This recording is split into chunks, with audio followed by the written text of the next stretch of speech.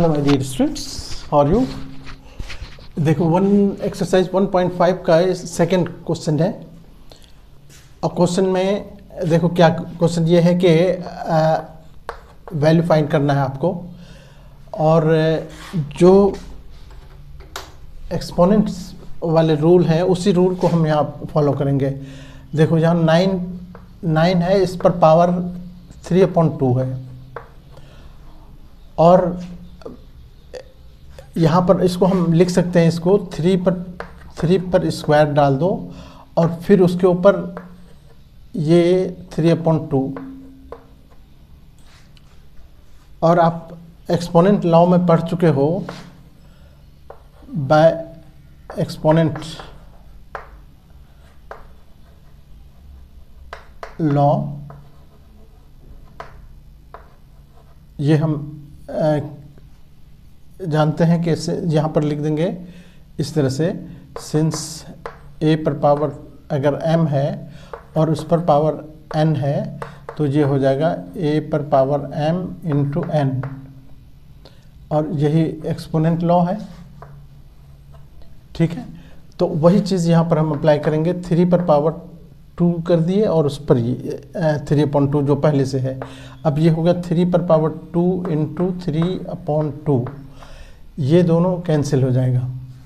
क्या बचा? 3 पर पावर 3। अब 3 पर पावर 3 बचा, तो अब इसको कैंसिल नहीं कर सकते हो आप।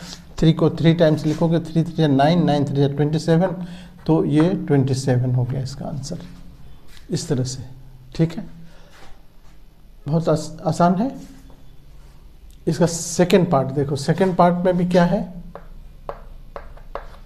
सेकेंड पार्ट में देखो 32 के ऊपर है 32, इस पर पावर है 2/5। तो फिर हम वही करेंगे, 32 को हम एक्सपोनेंट के फॉर्म में लिखेंगे 2 पर पावर 5, और फिर इसके ऊपर वो 2/5 जो पहले से है वो। ठीक है, फिर देखो 2 पर पावर 5 हो गया इंटू 2/5, जो एक्सपोनेंट लॉ से हम जानते हैं। यहाँ पर 5 कैंसिल हो जाएगा और 2 पर पावर 2 यानी 4 हो गया, 2 2 4। ठीक है, ये जब भी एग्ज़ाम में आप लिखोगे तो ये मेंशन कर दोगे, ये वाला है कि a raised power m raised power n ये बराबर होता है a पर power m into n by exponent law, और फिर उसको आगे सॉल्व कर दोगे। ठीक है, ठीक है, इस तरह से। नेक्स्ट है 16 पर पावर है, ये थर्ड देखो 16 पर पावर, यहाँ 16 रेज़्ड पावर है 3/4 है, तो 3/4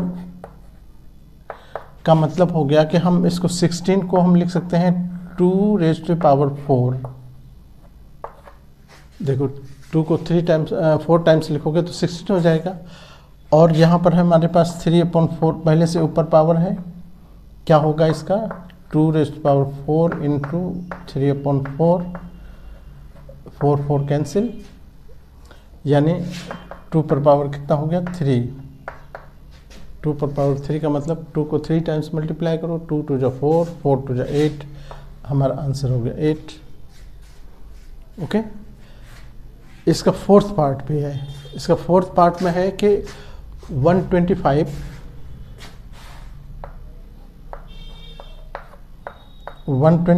पर पावर माइनस में दे रखा है 1/3।